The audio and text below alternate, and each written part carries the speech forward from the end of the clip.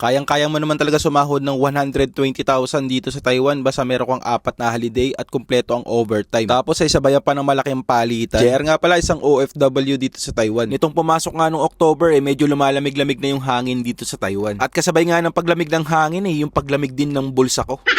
Dahil nung mga nakaraan nakaabot ako ng mahigit 4 na holiday tapos 8 overtime. Kaya naman talagang paldong-paldo na naman ako ngayon. Tamang-tama nga ito kasi talaga naman nalalapit na yung Pasko. Speaking of Pasko guys, pwede kayo sumali sa PhilMoney Christmas Raffle. Mag-send lang kayo ng pera ngayong holiday season tapos pwede na kayo manalo ng mga exciting prizes tulad nito. Pwede ka nga manalo ng 6,000 cash basta gamitin mo lang ang aking coupon code na JRTV1 para sa pag-remit mo hanggang November 30, 2025. Automatic ka nang kasali sa ating raffle ng PhilMoney. O ayan na, binigyan na kita ng raffle entry. Kaya wag mo akong utangan. Bali guys, ito nga pala yung sinahod ko ngayong buwan. Umabot siya ng 56,000. Wala pa dyan yung 7,000 na allowance tuwing abente. Kung suma total ay umaabot ito ng 63,000 NT. Kung i-convert mo naman using PhilMoney app, ay aabot ito ng 119,000 or kulang-kulang 120,000. Hindi ko naman to pinagyayabang, pero ang sarap kasi sa feeling na pinaghirapan mo yung pera. Kaya naman para sa mga aspiring OFW na gusto mag-apply dito sa Taiwan or di kaya yung mga bago dito sa Taiwan, lagi nyong piliin mag-overtime hanggat may overtime yung mga company nyo kasi kung talagang mawalan ng overtime yan, nga. Kaya netong mga nakaraan mas pinili ko talaga pumasok ng pumasok dahil alam kong mas malaki ang sasahurin ko ngayon. Kaya nung mga nakaraan din wala halos akong upload na vlog. Hindi naman kasi talaga ako pumunta dito sa Taiwan bilang isang vlogger, bilang isang factory worker pa rin ako. Kaya naman doon sa mga factory worker na nag-uumpisa na maging content creator, please lang po, unahin nyo po ang trabaho, unahin nyo po mag-take ng overtime. Ang sinumpa nating trabaho dito ay bilang isang factory worker o bilang caretaker o bilang professional or skilled worker. Para naman sa mga aspiring OFW, ito nga pala yung company ko at ito nga pala yung agency ko. Kung kayo nag-a-apply nga sa Pilipinas at meron kayong mga naiwanan ng mga loan sa SSS, Pag-ibig at PhilHealth, dito pwede nyo naman bayaran yan using PhilMoney app. Tapos pwede ka makakuha ng 50 coupon basta nakapanghulog ka ng October. Para naman doon sa mga new member ng PhilMoney ay free of charge na kayo. Tapos pwede ka pang makakuha ng Family Mart voucher na 100 NT. Bukod doon pwede ka pang bigyan ni PhilMoney ng 800 NT na Family Mart voucher. Basta nakapag-invite ka ng isa, dalawa, tatlo ng mga friends mo or kabatch mo na dumating dito sa Taiwan. Kaya naman tara na, padala na,